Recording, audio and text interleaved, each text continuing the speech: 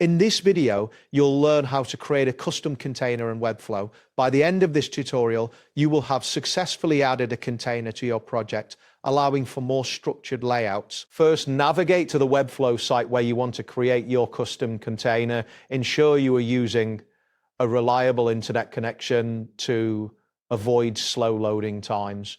Once on the site, you should see your project dashboard. Next, locate and click on the Add Element button, which is typically represented by a plus sign icon.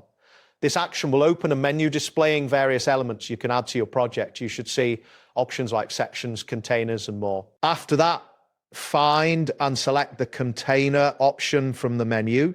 This will insert a default container into your workspace. You can recognize the container by its bounding box, which will appear in the center of your design area. Once the container is placed, drag it to the center of your layout.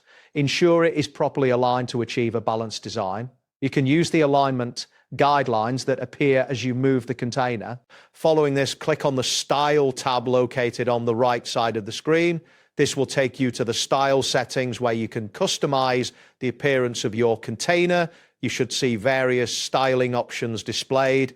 Then click on the size section within the style settings. Here you can adjust the width and height of your container.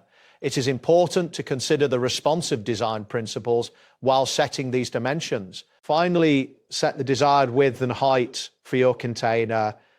You can input specific values in pixels or percentages, depending on your design needs. Make sure to preview your changes to ensure everything looks as intended before finalizing. And that completes the process. Thanks for following along. See you next time.